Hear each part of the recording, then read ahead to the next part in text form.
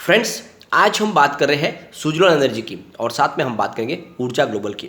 अगर आपने सुजलॉन एनर्जी में इन्वेस्टमेंट किया हुआ है और स्टॉक की प्राइस गिरने की वजह से अगर आप डर रहे हैं, आपको टेंशन है, तो ये रिपोर्ट देखे आपका सारा डर खत्म हो जाएगा। बहुत ही शानदार खबर निकल कर आई है सुजलॉन एनर्जी से और यहाँ पे ये खबर के बाद आपको समझ में आ जाएगा कि वाकई में सुजलॉन एनर्जी में आपने जो इन्वेस्टमेंट किया है वो इन्वेस्टमेंट आने वाले समय में आपका कई गुना बढ़ सकता है। और ये जो गिरावट हुई इसके पीछे वजह क्या है, साथ में सुजलॉन एनर्जी की सेहत को देखेंगे इस वीडियो के माध्यम से। उसकी बैलेंस शीट और उसके फंडामेंटल सारी की सारी कंडीशन आप चेक करेंगे, जिससे आपको ये समझ में आ जाएगा कि वाकई में सुजलॉन एनर्जी बहुत मजबूत कंपनी है। भले ही कंपनी के ऊपर बहुत सारा कर्ज है, लेकिन वो कर्ज उसके लिए चिंताजनक नहीं है। इसके पीछे वजह है उसकी लगातार शानदार रेटिंग। ये सारी बातों को जानेंगे इस वीडियो के माध्यम से और आगे क्या संभावना बन रही है सुजलॉन एनर्जी में और क्या है बाजार की संभावना, सबको जानेंगे। और साथ में ऊर्जा ग्लोबल में जो अपर सर्किट लगा उसको भी डिस्कस करेंगे। लेकिन फ्रेंड, उससे पहले अगर आप पहली बार हमारे चैनल पे आए तो चैनल को सब्सक्राइब कर दीजिए, एक बेल आइकॉन दबा दीजिए ताकि जब भी नया वीडियो बने पहला नोटिफिकेशन आपको मिले। वीडियो पसंद आए तो लाइक शेयर जरूर कीजिए।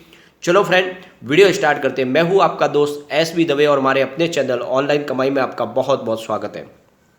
सबसे पहले हम बाजार से शुरुआत करेंगे तो बीएसई सेंसेक्स फ्राइडे के दिन 52,793 पर आ चुका है, जहां पे आप देखोगे तो लगभग 136 पॉइंट की गिरावट थी। अब ये जो गिरावट हुई, ये गिरावट आपको कम लगेगी, लेकिन जो शानदार तेजी थी पूरे दिन, उस तेजी के हिसाब से जो ऊपर के लेवल से जो गिरावट हुई है वो लगभग 900,000 पॉइंट की है। तो बड़ी गिरावट हुई और इस गिरावट के दौरान ये लगातार पहली बार गिरावट नहीं, पिछले कई समय से गिरावट हो रही है। 4 अप्रैल को जब शानदार तेजी का माहौल बना तब ये सेंसेक्स हमारा 60,611 के आसपास था, वो अब गिर के 52,793 पर आ चुका है। तो आप खुद ही देख लो, ऊपर के लेवल से कम 8,000 पॉइंट की बड़ी गिरावट हो चुकी है। और इतनी बड़ी गिरावट के अंदर कोई भी स्टॉक नीचे आता है, हर स्टॉक में आप देखोगे तो 20%, 30% की गिरावट हमें देखने को मिल रही है। तो यहाँ पे सुजलॉन में भी हमें गिरावट देखने को मिली है। तो ये आप डरे नहीं कि ये सुजलॉन में गिरावट हुई है, अकेले सुजलॉन में हुई है। जितने भी पेनी स्टॉक हो या चाहे लार्ज कैप मिड कैप के स्टॉक हो, सब में ही गिरावट है। और ये सेंसेक्स की वजह से जो बहुत नीचे आ चुका है, लगातार एफआई की सेलिंग जारी है। यहाँ पे अगर आप देखोगे तो फ्राइडे को सुजलॉन एनर्जी काफ़ी मजबूत था, जहाँ पे 8.80 की प्राइस के साथ में 2.33% की हमें शानदार तेजी देखने को मिली। तो एक तरफ तो बाजार में गिरावट हुई, लेकिन सुजलॉन में अच्छी खासी खरीदारी हो रही है निचले लेवल से। और क्यों ना हो, यहाँ पे सुजलॉन एनर्जी पर सब भरोसा करते हैं। आपने देखा होगा कि यहाँ पे जो इनके लैंडर्स हैं, वो लैंडर्स भी कंपनी पे भरोसा कर रहे हैं। जिन्होंने कर्ज दिया हुआ है उनको उस कर्ज की कोई चिंता नहीं है, उनको लगता है कि उनका जो कर्ज दिया हुआ है वो कभी भी डूबेगा नहीं। यहाँ पे आप देखोगे तो ये अकेली एक ऐसी कंपनी है जिसके कर्जदाता है वो इस कंपनी पे भरोसा पूरा कर रहे हैं, और जो भी इसके प्रमोटर हैं तुलसी तांती, उनके ऊपर पूरा भरोसा कर रहे हैं। और यहाँ पे सबसे बड़ी बात निकल के आ रही है, तांती फैमिली पिछले कई समय से प्रमोटर बने हुए और जो इसके लैंडर्स हैं वो विश्वास जता रहे हैं और उनको बोला है कि तुलसी तांती ही कंपनी को लीड करेंगे, वही इसके प्रमोटर बने रहेंगे और उन्हीं के छत्र छाया में ये कंपनी आगे बढ़ेगी। ये लैंडर की तरफ से कहा गया है और लगातार कहा जा रहा है। बहुत बार कर्ज की वजह से कंपनी को प्रॉब्लम भी आई। आपने देखा होगा सन फार्मास्यूटिकल्स के दिलीप संघवी ने भी बड़ा निवेश किया था। उन्होंने उस समय जब सुजलॉन को बहुत तकलीफ पड़ी तब उन्होंने उसमें इन्वेस्टमेंट करके एक बार सुजलॉन को बचाने की कोशिश की। और आप देखोगे तो इसका बार बार कम से पिछले 10 साल से रीस्ट्रक्चरिंग प्लान बन रहे हैं सुजलॉन के लिए, और उसमें लैंडर्स की हर बार सहमति होती है। लैंडर्स अपनी तरफ से अपनी एग्री करते हैं। पिछले दिनों सेबी ने इनके ऊपर एक फॉरेंसिक ऑडिट बिठाई थी और उस समय भी जितने लैंडर्स हैं उन्होंने कहा था कि सुजलॉन एनर्जी को बेल आउट पैकेज देना चाहिए और सरकार की तरफ से दरखास्त की, और सरकार ने भी अपनी तरफ से इनको बेल आउट पैकेज दिया। और आपने देखा होगा अभी 2 महीने पहले की रिपोर्ट, जिसमें सरकारी 2 कंपनियों को सुजलॉन के अंदर जोड़ा गया है और सुजलॉन में एक बड़ा फंड दिया गया है ताकि सुजलॉन का कारोबार बढ़े, साथ में सरकारी कंपनियों के अनुभव का भी फायदा सुजलॉन को मिले। तो सुजलॉन के लिए हर तरफ से पॉजिटिव कोशिश की जा रही है, चाहे इनके लैंडर्स हो चाहे गवर्नमेंट हो। तो ये बात तो आप समझ लो कि आने वाले समय में कभी भी सुजलॉन नहीं डूबेगी और आपके इन्वेस्टमेंट को ये डेफिनेटली बहुत ज़्यादा बढ़ा सकती है। और इसीलिए मैं कहता हूँ कि सुजलॉन में अगर आपने इन्वेस्टमेंट किया तो आपको बिल्कुल नहीं डरना है, क्योंकि ये लगातार अच्छा प्रदर्शन कर रही है। यहाँ पे सबसे बड़ी बात निकल के आ रही है कि इनके जो रेटिंग है वो भी अच्छी खासी इनको रेटिंग मिल रही है जो इनके कर्ज के ऊपर। तो पिछले दिनों जब क्रिसिल ने इनको रेटिंग दी थी वो इनकी BBB स्टेबल की रेटिंग थी और A3 रेटिंग मिली थी इनके कर्ज के ऊपर।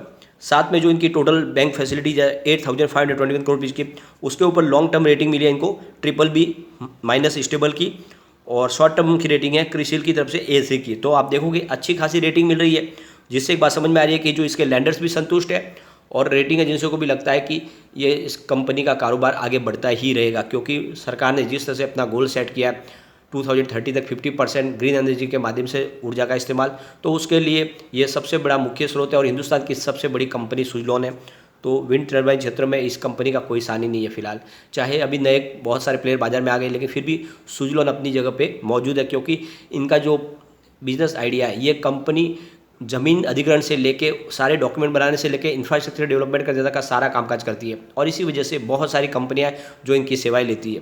पिछले दिनों गौतम अदानी ने भी इनके साथ में बिजनेस टाइप किया ताकि उनके लिए बहुत सारे विंड टर्बाइन बना के ये दे और उनका कारोबार आगे बढ़े। तो आप समझ लो ये कंपनी का कारोबार ऐसे ही बढ़ने वाला है। अगर हम इसके रिटर्न को देखें तो पिछले 5 साल के हिसाब से इसने 57% का निगेटिव रिटर्न दिया। तो कोई बड़ा निगेटिव रिटर्न नहीं है क्योंकि कंपनी लगातार बड़े लॉस में थी, लेकिन 3 ईयर के हिसाब से शानदार 57% का पॉजिटिव रिटर्न मिल रहा है। 1 ईयर के हिसाब से भी 54% का पॉजिटिव रिटर्न मिल रहा है, जबकि बाजार में बड़ी गिरावट हुई। 3 मंथ के हिसाब से 14% की गिरावट है, 1 मंथ के हिसाब से 21% की गिरावट और 1 वीक के हिसाब से 9% की गिरावट है, 1 डे के हिसाब से 2.33% की गिरावट है। तो आप देखोगे पिछले कई दिनों से बाजार में भयंकर गिरावट का दौर जारी है, उसके बावजूद भी यहाँ पे सिर्फ स्टॉक ऊपर के लेवल से 21% गिरा है। यहाँ पे आप देखोगे तो बड़े बड़े लार्ज कैप भी 20-30% गिर चुके। तो ऐसे में आप ये समझ लो कि सुजलॉन बहुत मजबूत है और ये स्टॉक मैंने आपको लगभग 2 रुपये 3 रुपये से सजेस्ट करना शुरू किया था। अभी बहुत ही शानदार ये दौड़ा, लेकिन बाजार में जब गिरावट शुरू हुई तो ये भी नीचे आया। कोई इसमें अलग से बात नहीं कि स्टॉक इतनी बड़ी गिरावट के बावजूद में कोई बच के रहे स्टॉक।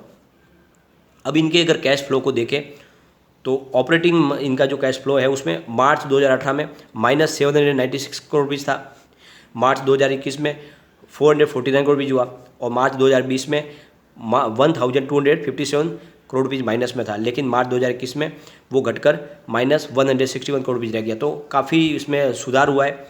और आप इसके बाद में अगर देखोगे इनके इन्वेस्टिंग कैश फ्लो को तो मार्च 2018 में इन्होंने 31.94 करोड़ रुपीज़ का इन्वेस्टमेंट किया था, मार्च 2019 में 533 करोड़ रुपीज़ का और मार्च 2020 में -3502 करोड़ रुपीज़ और मार्च 2021 में 517 करोड़ रुपीज़ का। अब इनकी फाइनेंसिंग की कंडीशन देखें तो मार्च 2018 में 1057 करोड़ रुपीज़ और मार्च 2019 में -1414 करोड़ रुपीज़, मार्च 2019 में 4779 करोड़ रुपीज़ और मार्च 2021 में 198 करोड़ रुपीज़। तो ये इनका रहा है फाइनेंसिंग का। अब इनके रेवेन्यू को हम देखें तो दिसंबर 2020 में 955 करोड़ रुपीज़ का था, मार्च में बढ़कर 1136 करोड़ रुपीज़ हो गया, जून में बढ़कर 1142 करोड़ रुपीज़ हो गया और सितंबर 2021 में बढ़कर 1356 करोड़ रुपये तक पहुंच गया और दिसंबर 2021 में 1610 करोड़ रुपये तक पहुंच गया। तो आप देखोगे इस ग्राफ को लगातार बढ़ रहा है, इसका मतलब कंपनी का रेवेन्यू हर क्वार्टर में बढ़ रहा है और इस बार Q4 मुझे लगता है कि बहुत ही शानदार दमदार हो सकता है। अगर इनके लॉस प्रॉफिट को देखें तो दिसंबर 2020 में 117 करोड़ रुपये का बड़ा लॉस था, मार्च में लॉस घटकर 56.65 करोड़ रुपये रह गया, जून 2021 में इनका लॉस घटकर 22.44 करोड़ रुपये तक पहुंच गया और सितंबर में ये लॉस इनका 10.55 करोड़ रुपये रह गया। लेकिन दिसंबर 2021 में कंपनी आ गई प्रॉफिट में, 37.69 करोड़ रुपये का शानदार प्रॉफिट हुआ और Q4 में इस बार मुझे बड़ा प्रॉफिट बढ़ता हुआ दिखाई दे रहा है और इसीलिए कहता हूँ कि इसमें निवेश किया जा सकता है और कंपनी का कारोबार और प्रदर्शन बहुत अच्छा है। आप देखोगे तो इनकी ऑर्डर बुक बहुत मजबूत है। इनको एक सिद्धपुर गुजरात में बहुत ही बड़ा ऑर्डर मिला जो इस साल पूरा हो जाएगा, जिससे इनको रेवेन्यू में बहुत बड़ी एक बढ़त मिलने वाली है। फ्रेंड्स, जैसे कि आपको पता ही होगा अदानी ग्रुप भी विंड पावर क्षेत्र में एंट्री कर चुके और जैसे कि सरकार ने अपनी तरफ से जो गोल सेट किया कि 2030 तक जो भी बिजली का उत्पादन होगा, जो इस्तेमाल होगा, उसमें 50% सहयोग होगा वो ग्रीन एनर्जी के माध्यम से होगा। तो विंड क्षेत्र एक बहुत बड़ा इसका सोर्स है। तो ऐसे में इस क्षेत्र में एंट्री अदानी ग्रुप ने कर लिया और उनको एक्सपीरियंस नहीं है, वो बिल्कुल नए हैं। तो इसीलिए वो चाहते कि किसी पुरानी कंपनी को टेक ओवर किया जाए जिसमें वो आइनॉक्स या फिर सुजलॉन एनर्जी की तरफ टेक ओवर की संभावना तलाश रहे।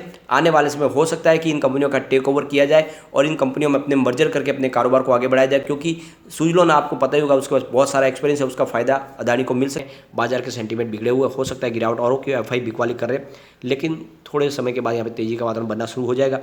लेकिन आप ये ध्यान रखें कि आपने इन्वेस्टमेंट किया तो सिर्फ लॉन्ग टर्म के नजरिए के साथ ही करें, शॉर्ट टर्म का नजरिया बिल्कुल न रखें, क्योंकि इस समय बाजार को अच्छे से कोई प्रिडिक्ट नहीं कर पाएगा। ऊर्जा ग्लोबल की अगर हम बात करें तो 14.40 पे स्टॉक आ चुका है, जहाँ पे 10% का अपर सर्किट लगा। तो बहुत दिन के बाद शानदार तेजी बनी है, वॉल्यूम में भी अच्छी खासी बढ़ोतरी हुई है सर्किट के बावजूद। पिछले 1 महीने पहले इसका 36 लाख रुपये का वॉल्यूम था, 1 वीक पहले 38 लाख रुपये का वॉल्यूम हुआ था और गुरुवार को 44 लाख रुपये का वॉल्यूम था, फ्राइडे को 45 लाख रुपये का वॉल्यूम था। वॉल्यूम में अच्छी खासी बढ़ोतरी है।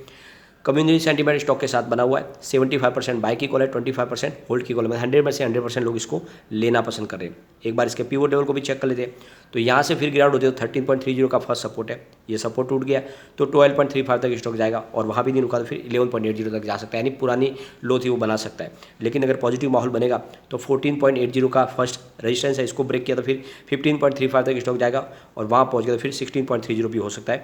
तो बिल्कुल ये दोनों ऐसे स्टॉक है जो मल्टीबैग रिटर्न आपको देंगे, क्योंकि इनका जो कारोबार है वो बहुत ही शानदार है। कंपनी सोलर रूफटॉप के ऊपर कामकाज कर रही है, साथ में ईवी बैटरी बनाती है, ईवी व्हीकल भी बनाती है और इसीलिए छोटी सी कंपनी आगे जाके बड़ी कंपनी बनेगी और आपके निवेश को कई गुना बढ़ा देगी। ये दोनों स्टॉक ऐसे हैं जो आने वाले 5 साल में आपको डेफिनेटली 500 का टारगेट दिखाएंगे, लेकिन आपको धैर्य के साथ बने रहना है। अगर आप इस समय देखोगे तो बाजार में अगर गिरावट होगी तो हो सकता है इनकी प्राइस और भी नीचे आए, बने रहना है। लेकिन फ्रेंड, कोई भी इन्वेस्टमेंट करने से पहले अपने फाइनेंशियल एडवाइजर से एडवाइस ले ले या अपना खुद का रिसर्च करें, क्योंकि मैंने वीडियो आपके एजुकेशनल पर्पज़ के लिए ही बनाया है। वीडियो पसंद आए तो लाइक शेयर जरूर कीजिए और चैनल को सब्सक्राइब कर दीजिए।